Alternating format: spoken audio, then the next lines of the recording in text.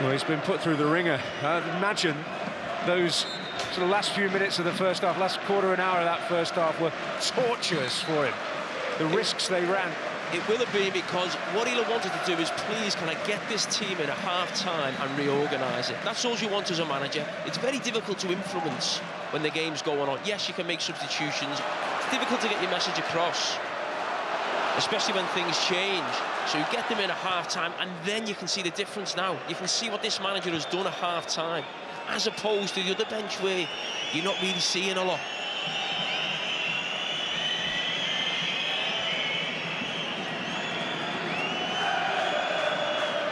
Okaka. Cut out by Andy Robertson. Only seconds away now. Success, that is it. Well, it's a victory that would have been sweet enough in any circumstances, but the way they've had to dig in and get it makes it all the more precious. Down to 10 men after Nias was dismissed in the first half. They really did run plenty of risks before half-time, but they changed things in the second half. Sam Klukas with that glorious volleyed second goal that will live long in the memory, that sealed the points, made possible by some big saves from that man. And a terrific break finished off by Lez Ann, which gave them that opening goal. Whatever has happened elsewhere today, Hull City have done their job, and they're nigh on impregnable here, whatever the circumstances at the KCOM Stadium at the moment. The controversy of the sending off no longer as great because they've managed to see it through and take a huge 3 points here. Watford listless, their season over to any event, and it looked it here today. But for Hull, the joy of winning another vital battle. It's finished here at the KCOM Stadium with Marco Silva in triumph. Hull City 2, Watford 0.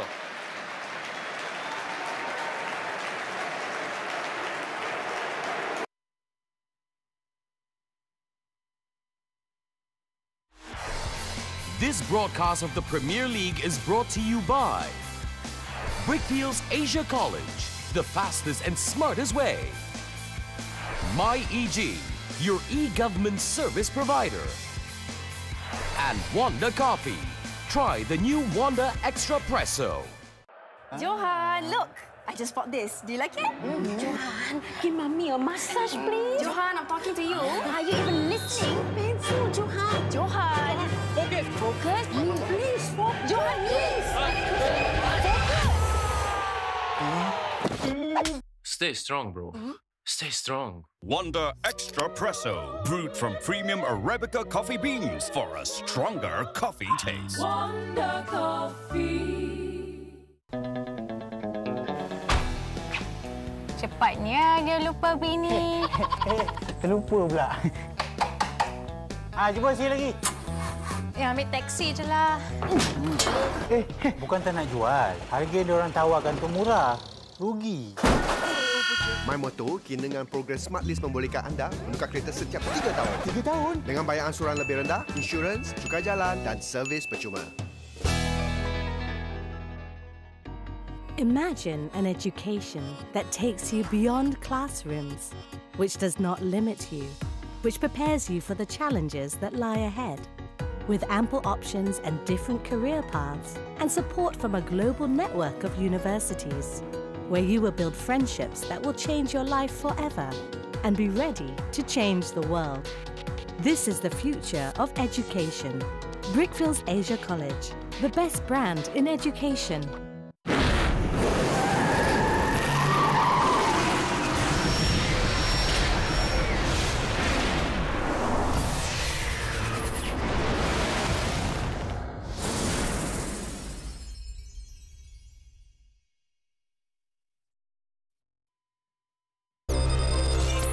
I don't know what he talking about. Maybe he was dreaming of some I don't know. Sorry, excuse my cuss word. Pedro Costa! It's lovely! It's lovely, lovely, lovely! I just wanted the opportunity to go out on my own terms.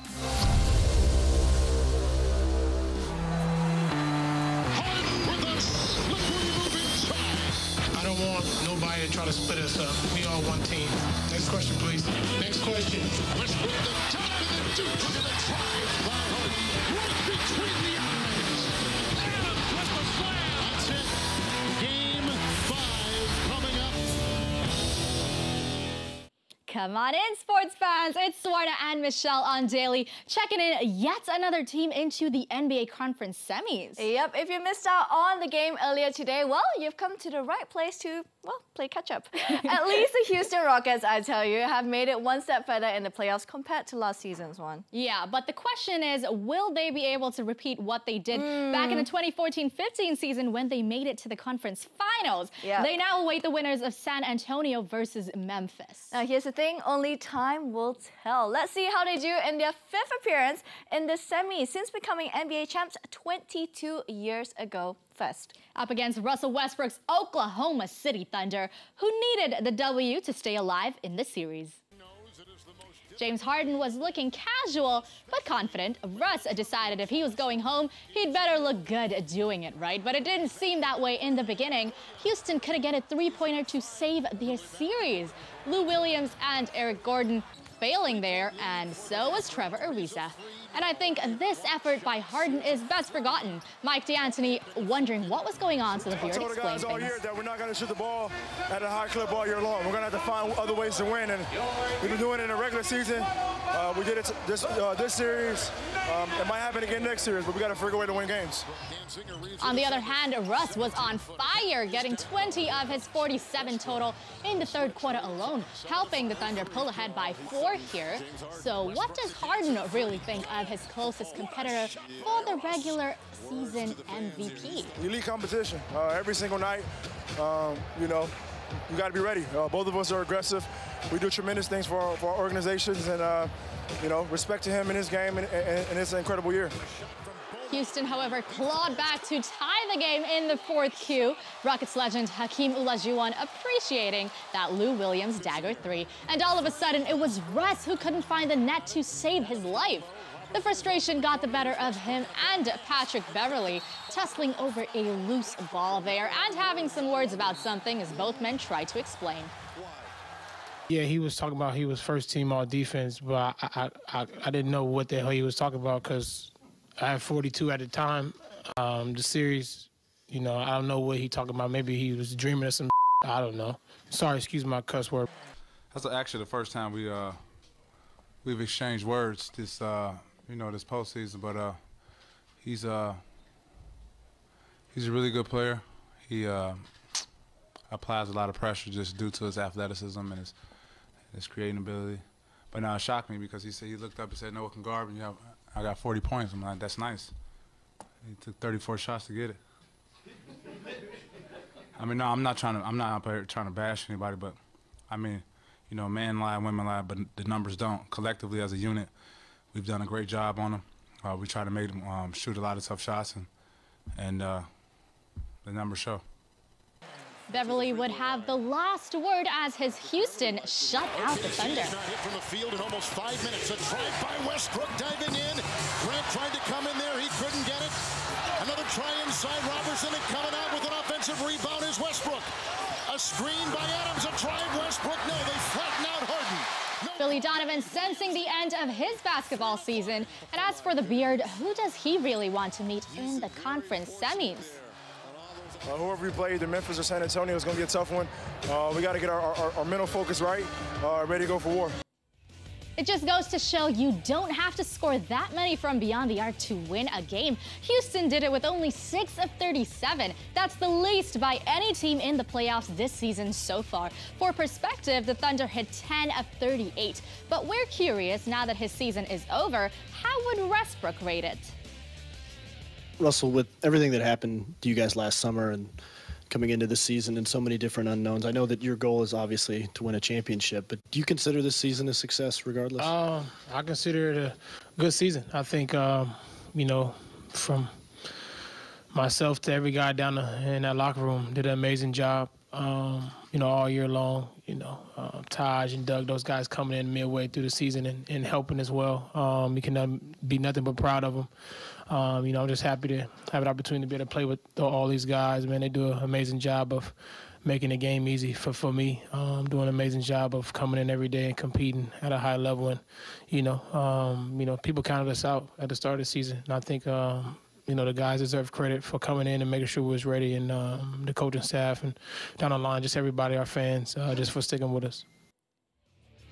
The guy just cannot stop breaking records, can he? Russ's 37 points per game in the playoffs this season surpassed the achievements of Olajuwon, a record he set almost 3 decades ago. I'd imagine Russ breaking Michael Jordan's record of 43.7 points per game if his Thunder was the team through to the conference semis. Ouch.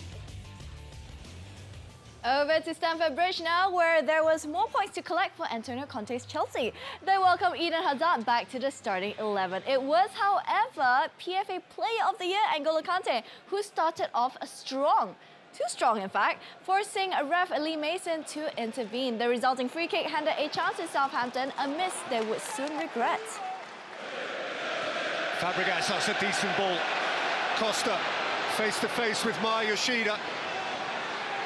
Sets it back for Hazard! 1-0 the Blues! It's taken them less than 5 minutes. That was Hazard's 15th of the season, a feat he's never reached. The visitors found a response 19 minutes later. Former Blue Oriol Romeo with his first goal in 507 days. Diego Costa went about his antics in the penalty box, but this time round, Mason not so interested, or rather, not interested at all. The home side found themselves in front yet again, courtesy of Gary Cahill, but the question is, what was David Luiz up to? Monkeying about. Costa, however, had different ideas. That's all. Fabregas, spooned in towards Diego Costa, for whom a 50th Premier League goal to double Chelsea's advantage. I was always confident about him, and if you remember during the press conference after Tottenham's game, I told that I'm sure that he's keeping the goals for the final of the season. Yes, and yeah. Conte even had time to put John Terry on, of course, to the crowd's delight. The Blues skipper inspired his team to a Play of the Day nominee here. Just watch this. Tiki-takaing their way in, only for Costa to score goal number 51 right there. And oh, by the way, Southampton did get a consolation, but the Blues are now 7 points clear.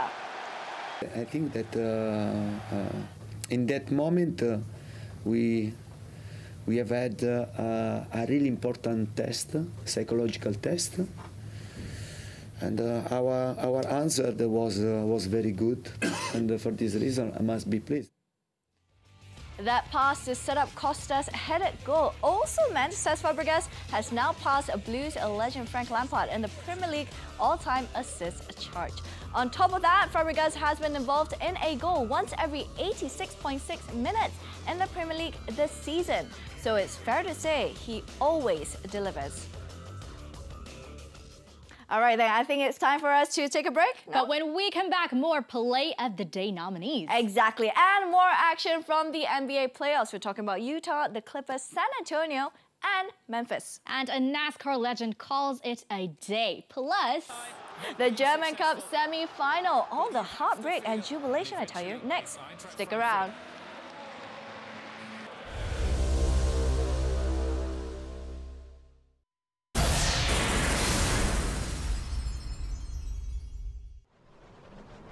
The Prudential Astro Masters celebrates 20 years of golfing excellence and is back to challenge golfers on the best courses with great goodies plus awesome prizes in all par 3s, including a Mazda 6 valued at 216,000 ringgit. The Grand Finals takes place in Muscat, Oman. So don't miss out. This could be your year.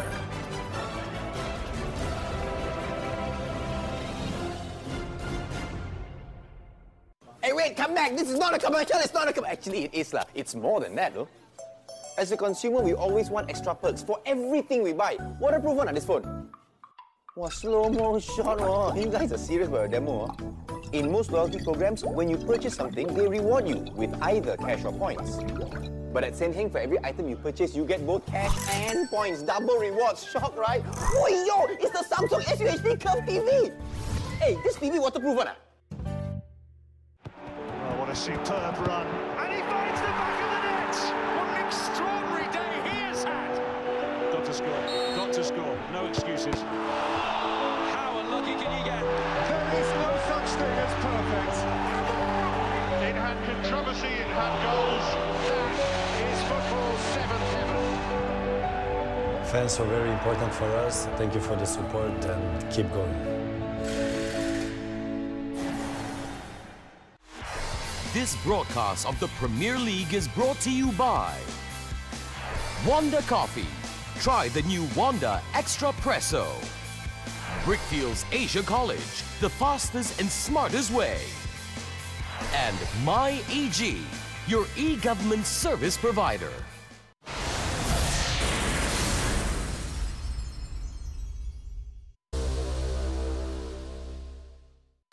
I remember speaking to Gary Pallister, and at the end of that season, the England Umbro Cup, we just played Sweden that night, drew 3-all, playing a bit of snooker with Pally, and he said, "It's all right to give our gaffer your number." Yeah, I think he wants to. Yeah, why not? No, okay, no problem. No harm in that. And he then called me a few days later and just said, "Look, we've had a problem with Kanchelskis. Had a bit of a falling out with him. He wants to go. I want you up here."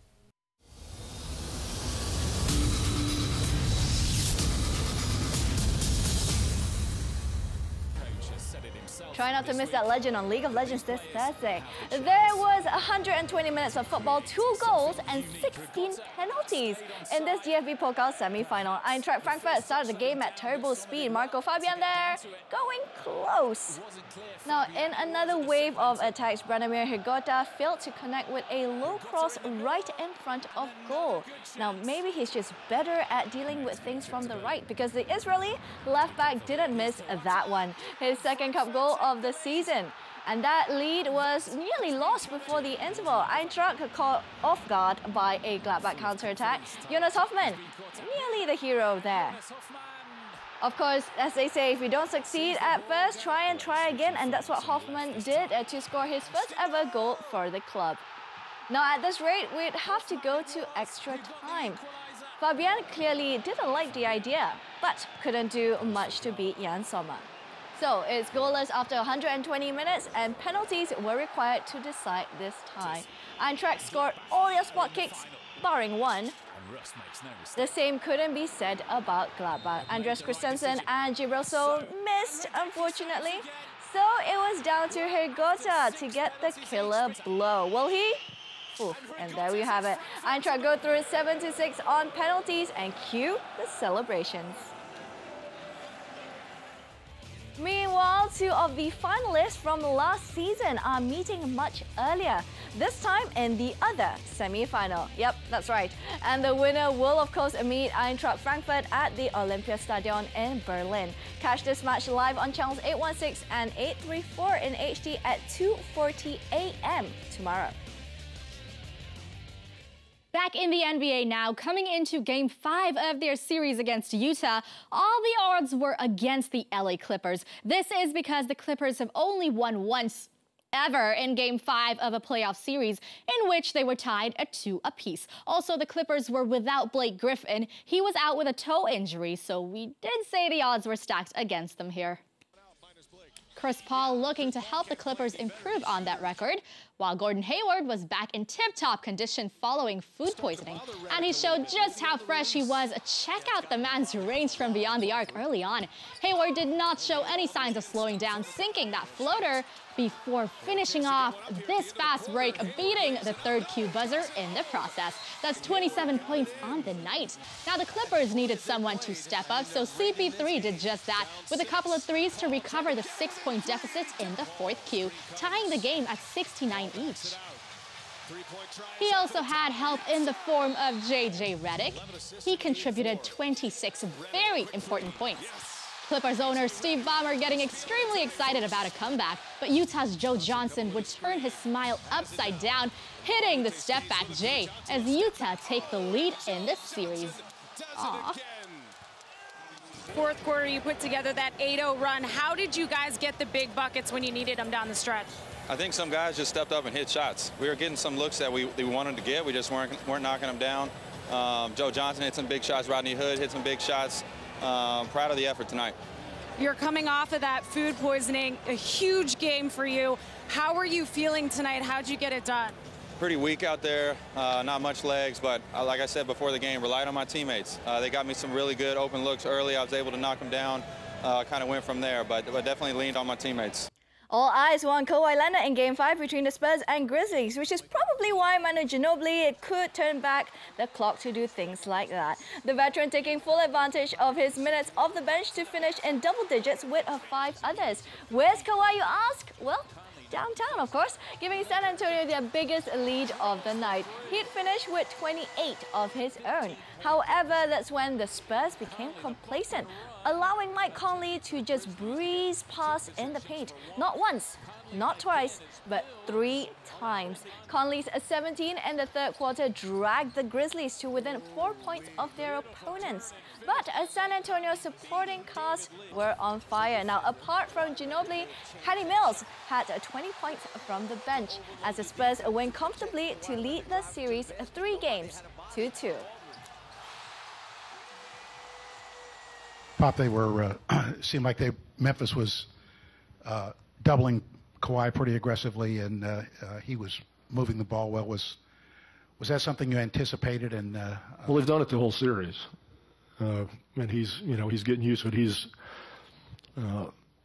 just gone through the ceiling, improving every year with all parts of his game, and this is one of the things that he's had to work on this year more, because people come after him, and he's doing a great job of finding people, and that's how you get uncontested shots. And he understands that, he's a facilitator as well as a scorer. Just 17 points from your bench in Game 4. Tonight you have Manu getting on the board. Patty Mills, perfect 4 for 4 from three-point range in the fourth quarter. How did that help this team? That was big time. Manu came very aggressive with a lot of energy. Patty been shooting the ball great all year, and he did it again tonight. I know what you're thinking. Can San Antonio seal the deal in Game 6, or will a Game 7 be required? Well, find out Friday morning on channels 817 and 836 in HD. Or, of course, you can just catch daily on YouTube at 7 p.m. live for all the highlights with Amanda and Mark. Dale Earnhardt Jr. becomes the 4th big name to leave a NASCAR in the last 3 years. However, the 2-time Daytona 500 winner says he will remain active in the sport. Now, he still has to run a couple of NASCAR Xfinity Series races in 2018. And beyond that, Earnhardt Jr. says he wants to be part of the future of the sport for many, many years to come. Here he is explaining his decision to call it a day as a driver at the end of this year. I've decided to make this season my last as a NASCAR Cup driver. I just wanted the opportunity to go out on my own terms. But during my rehab, I was given something else that I wasn't accustomed to, and that was time. Time to understand what's important to me. Time to realize the incredible support system I have in my wife, my team, and my doctors. And time to work like hell to wrestle back some semblance of say-so in this whole matter. And so that became my motivation. The opportunity to stand here at this podium to announce my choice rather than some fate that was decided for me. In that regard, the race car wasn't my goal. It was merely the vehicle that got me here today. If you don't already know, this is what the man nicknamed the Pied Piper has amassed in his close to 2 decades of racing. More than 600 races in the Cup Series, close to 200 races in the Xfinity Series, 50 wins overall, and he's also a 14-time winner of the Most Popular Driver Award consecutively from 2003 all the way to 2016.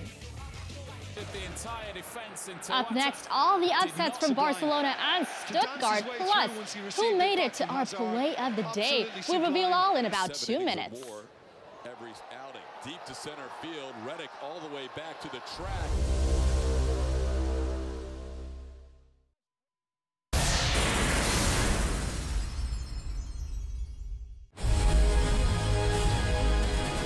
will protect the kingdom.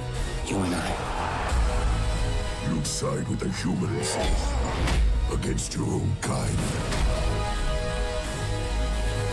This is suicide. We have no choice. We should attack with full force. Whatever you plan to do it now! Warcraft premieres Saturday, April 29th, 9 p.m. on HBO.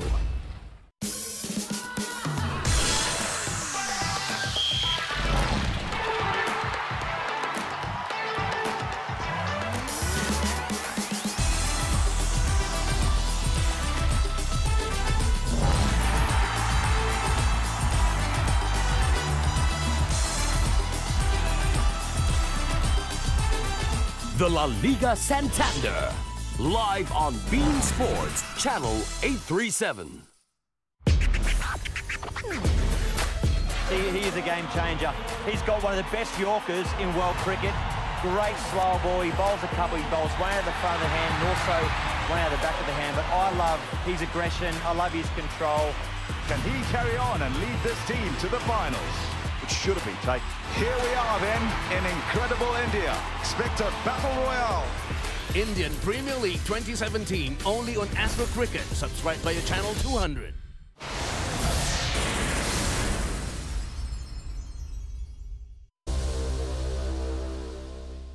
Welcome back to Daily. Now, don't you just love midweek football action? Anyone? No?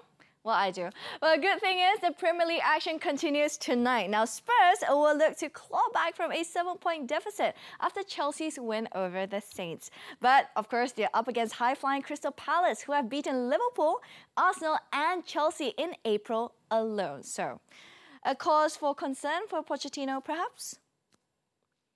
Well, for us, it will be all very, very difficult games, tough. It's true that it's the most tougher game because it's our next game. But they are playing well and they have very good players, and you can see the last few weeks how they play, and if you are capable to beat Chelsea, Liverpool and Arsenal, it's because you are full of confidence, a lot of quality, and that is why we are aware, and we must to give our best to try to get the 3 points, because we are fighting for the Premier League, to be on the end. If we don't, it's not possible to catch up Chelsea to be on the top 4. I think it's the next 6 games are all finals. Now, Spurs are not the only team in action tonight. Their North London rivals, Arsenal, take on the Foxes on channel 817 and 836 in HD. Don't forget, though, there's also the big midweek fixture, the Manchester Derby, for you to whet your appetites on Friday morning. Now, this is the first round of the Barcelona Open, where 4-time finalist David Ferrer took on South Africa's Kevin Anderson. Ferrer has yet to win in any of his 6 opening rounds. Same story here, as he struggled to keep pace with the world number 66 in the first set. The South African would eventually take it 6-3. Now, going into this game, Ferrer had the better head-to-head, 3 wins in 5 meets, and it was more of the same in the second, this ace emphatically sealing a disappointing day for the Spaniard. Anderson's next opponent could well be world number 5 Rafa Nadal, barring any upsets. Meanwhile, over 1,000 kilometers away in Germany, Agnieszka Radwanska became the latest big-name casualty at the Stuttgart Open. The Pole faced an opponent she'd beaten 3 times previously, Ekaterina Makarova. However, the Russian would take the first set. In what was their first meeting on clay, the Russian wasted no time in claiming victory, needing just a little more than 90 minutes. She will be awaiting the winner of the game between Roberta Vinci and Maria Sharapova in the next round. Speaking of Russian, Maria Sharapova has been preparing for her return to a world tour after serving her 15-month doping suspension. The 5-time Grand Slam champion and former world number 1 will be taking on Italian Roberta Vinci. This, however, may only be the start for Sharapova. She's also been handed wildcard to both the Madrid and Rome Open. As usual on Daily, we have all the answers to your questions on Sharapova's return to tennis. Remember, she was banned after testing positive for taking the hot drug meldonium. After winning her appeal to shorten her ban, she got herself a wild card at the Stuttgart Open to mark her return to tennis. 2011 Stuttgart winner Julia Gerges was dropped by the organizers to make way for Maria. And then there was all the criticisms by her fellow pros on her return. Controversy seems to follow her everywhere, doesn't it? There's nothing controversial about our choice for play of the day this Wednesday, though. Definitely not, though. Although I think Costa's goal against Southampton came very close in second. Yeah, I agree, but we had to give it to Josh Reddick of the Houston Astros. His Spider-Man-like catch in the 5th inning against the Cleveland Indians stopped a home run, contributing in his team win. Now, I read somewhere that he was actually wearing his Spidey costume underneath his uniform. Watch.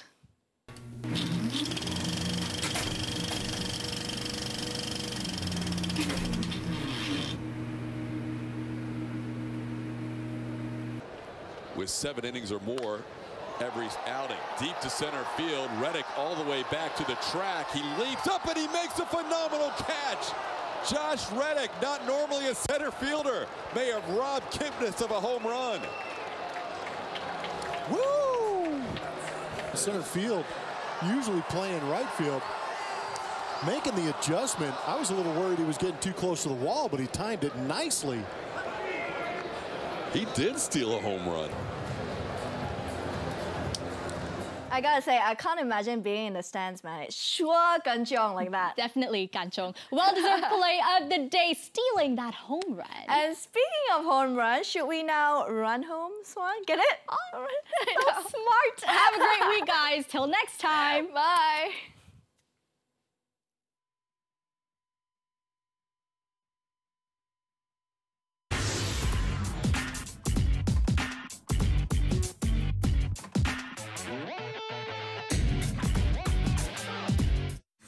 If you've ever dreamed of being Malaysia's next champion, here's your chance. Astro Cam Badminton is looking for girls and boys aged 10 to 12 to reach for their dreams. Register online at astrocase.org/cambadminton and attend the selection camps. 60 kids will be selected to train in KL with professional certified coaches. And from those, some will have the chance to experience training in Tokyo, Japan.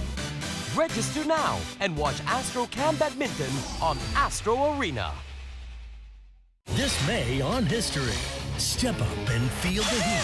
Whoa, watch out, watch out, watch out. The hit series returns. Season premiere, Forged in Fire. Wow, look at this place. Authentic restorations, Texas style. You're a genius. Man, I love that. Series premiere, Lone Star Restoration. They're coming, and I know when. Giorgio and the team are back. The search starts here. All new, Ancient Aliens. This May on History.